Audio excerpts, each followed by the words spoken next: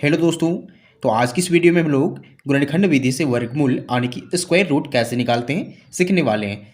तो हमारा क्वेश्चन है संख्या 1764 का वर्गमूल निकालें अभाज्य गुणनखंड विधि से। तो चलिए इस क्वेश्चन को सॉल्व करते हैं। आप वीडियो को पूरा देखिए तभी आपको समझ में आएगा। सबसे पहले हमें इसमें 1764 का अभाज्य गुणनखंडन करना पड़ेगा क्योंकि हमें अभाज्य गुणनखंड विधि से ही वर्गमूल निकालना है। तो चलिए अभाज्य गुणनखंडन करते हैं। देखिए इस संख्या का अभाज्य गुणनखंडन करना है तो हम इस संख्या को लिख के और इस तरह का लाइन खींचेंगे और हम अभाज्य गुणनखंडन करेंगे। तो अभाज्य गुणनखंडन करने के क्रम में हम सबसे पहले अभाज्य संख्या से ही भागा देते हैं। तो देखिए यहाँ सबसे छोटी अभाज्य संख्या देखिए कौन सी है। तो सबसे छोटी अभाज्य संख्या यहाँ 2 है। तो कोशिश करेंगे कि 2 से भागा लग जाए।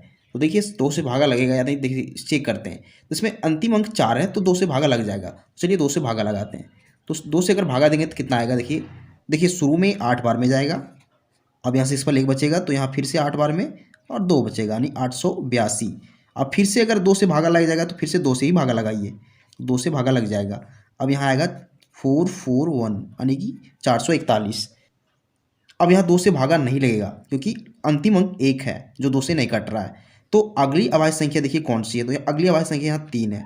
तो 3 से अब भागा लगाने की कोशिश करेंगे क्योंकि 3 इसके बाद की अभाज्य संख्या है। तो देखिए 3 से भागा लग जाएगा तो कितनी बार में जाएगा, शुरू में 1 बार में जाएगा, यहाँ से इस पर 1 बचेगा यानी कि 4 बार में जाएगा, फिर 7 बार में। संख्या 147 बच रही है।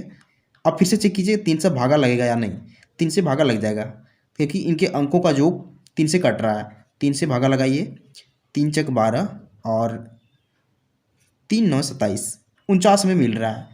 अब देखिए 3 से इसमें भागा नहीं लगेगा। अब अगली अभाज्य संख्या से चेक कीजिए। अगली अभाज्य संख्या यहाँ 5 है तो क्या 5 से भागा लगेगा? 5 से भागा यहाँ नहीं जाएगा क्योंकि अंतिम अंक यहाँ 9 है।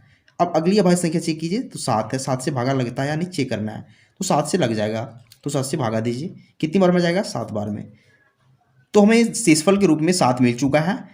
तो अब हमें इसे भागा देने की जरूरत नहीं है क्योंकि 7 एक अभाज्य संख्या है। तो चलिए अब इसे क्या करते हैं, इस संख्या के बराबर इन संख्याओं को गुणा के रूप में लिखते हैं। इस प्रकार से लिखेंगे 1764 बराबर, यहाँ जितनी सारी भागफल के रूप में संख्या है उसे लिखिए।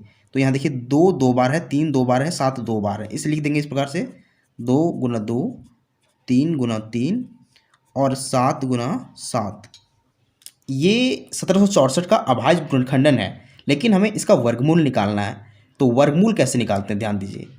आप चाहें तो इस देखिए 2 को 2 बार लिखा गया है तो इसे लिख सकते हैं 2 का स्क्वायर, फिर गुना में 3 का स्क्वायर, फिर गुना में 7 का स्क्वायर, यानी कि सभी का स्क्वायर यहाँ लिखा गया है।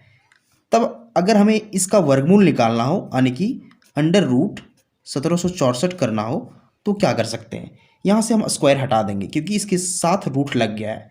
यहाँ सिर्फ 1764 था तब तक इसके साथ स्क्वायर था, लेकिन जब इसके साथ यहाँ रूट लगा देंगे तो यहाँ से स्क्वायर हट जाएगा। तो सिर्फ यहाँ इसके बदले यहाँ 2 बचेगा अंदर वाला पार्ट, यहाँ गुना में 3 बचेगा और यहाँ 7 बचेगा गुना में। अब इन तीनों संख्याओं को गुना कर देंगे क्योंकि इसका वर्गमूल निकालना है। तो 2 3 6, 6 7 42 यानी कि 42 हमारा आंसर आ जाएगा। इस संख्या का वर्गमूल आ जाएगा 42। तो हमारा आंसर सही है या गलत है इसे चेक कैसे करेंगे। देखिए हमारा जो आंसर आया हुआ है 42 यानी 42 का अगर हम स्क्वायर करेंगे, इस प्रकार से स्क्वायर करेंगे तो जो इसका स्क्वायर का जो आंसर आएगा वो इस संख्या के बराबर आना चाहिए यानी कि 1764 आना चाहिए। आप इसको चेक कर सकते हैं कि 42 गुना 42 करके 1764 आना चाहिए। तो आप 42 को 42 से गुना कर सकते हैं, चेक कर सकते हैं। तो ये तरीका होता है किसी भी संख्या का वर्गमूल निकालना अभाज्य गुणनखंड विधि से। तो उम्मीद करते हैं आपको समझ में आ चुका होगा। तो अगर आपको वीडियो पसंद आता है तो वीडियो को लाइक कीजिए एंड चैनल को सब्सक्राइब जरूर कीजिए क्योंकि हम इस तरह का वीडियो बनाते रहते हैं जो आपके काम का हो। Thank you.